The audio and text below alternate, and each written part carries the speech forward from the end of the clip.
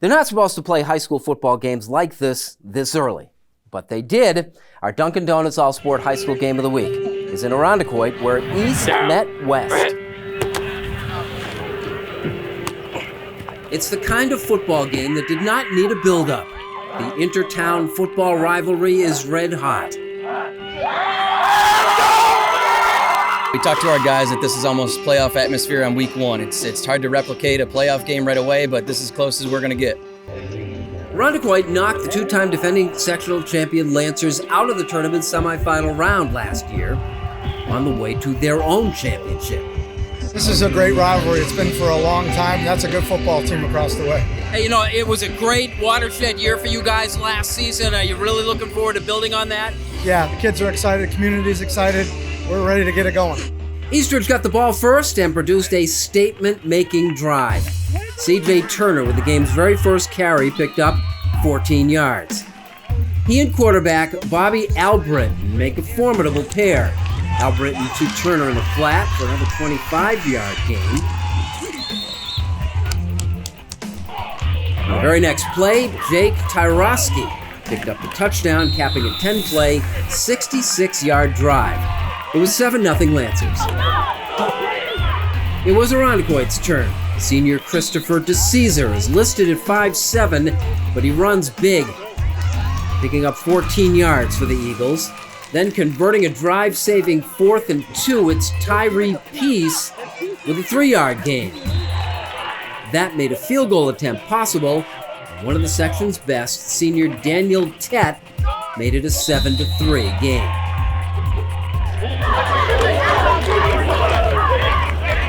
Still, Irondequoit needed to demonstrate an ability to stop the Lancers.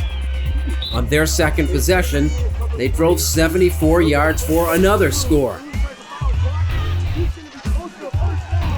Curtis June scored the game's second touchdown to make it a 13-3 contest with 2:26 still left in the first quarter. Heading into the second quarter, Irondequoit began to get the hang of defensing Eastridge. A big play occurred when senior linebacker Connor Oakes stopped Albritton for an 11-yard loss. The Eagles had back-to-back stops. How important was that play, do you think? I think it was a huge play. After that, I could definitely see we were in control at that point. Irondequoit's offense fed off the D, and the Eagles pieced together a late first-half 71-yard drive. Big number 58, Cameron Rohr, normally an interior lineman, drove for a 21-yard gain. DeCesar wound up in the end zone after a 10-yard pickup. Irondequoit was down just 13-10 as the game reached halftime. You guys are really pulling your weight tonight. You guys are already stepping in, bullets are flying, right? We're gonna run from the fire or run to the fire. That's what we're gonna do. They're scared. They are scared because you kept coming after them, kept coming after them, kept coming after them. They're gonna have to come up with a whole lot more in the second half, and they just don't have enough guys. They have great players, but not enough of them. Right? We have the ball. We have the ball. How about this? We drive all the way down, we score, they go down, and we crush them on defense. All right? Irondequoit got the ball first in the second half, and just 2 plays in, DeCesar got loose. For 55 yards, just 50 seconds into the third quarter, the Eagles had their first lead of the game, 17-13. It was a 45. I took a left or a right jab, and then I looked up, I cut in, and then I cut out, and then I saw open field. And I just kept running. I didn't look back. Eastridge, meanwhile, found itself without the services of starting quarterback Albritton for the second half, and fellow junior Justin Durleth was intercepted by Irondequoit's Daniel Harris, killing the Lancers' first possession. The next time, they kept it on the ground, and Curtis June broke off the game's biggest play. A senior who played for Irondequoit last season went 73 yards for a touchdown against them to give the lead back to Eastridge. I was at Irondequoit, then we ended up moving here with my mom. She bought a house, and we went back at Eastridge. It's been a tough road, but here to stay. That's kind of weird. I mean, and then you wind up with the biggest play of the game against a team that you won a championship with. That's very weird. I mean, I had to forget about them for this game, and they're my enemies, but at the end of the game, they're they have my heart. It was 2017 Lancers as the game moved into the fourth quarter.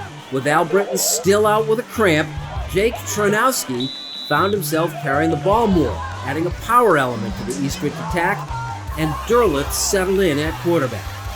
What was the situation in that, that they said they had to go to you in the second half of a pretty tight game? The first string quarterback had a cramp, and I saw that, so I knew I had to warm up, and the coaches let me know, and then I just went in and I did my thing. Turner scored a touchdown, this time from 29 yards out, to all but put it away with 4:03 left, 26-13. You and the quarterback early on, 1 and 2, you carry the ball almost exclusively. Is that the plan too?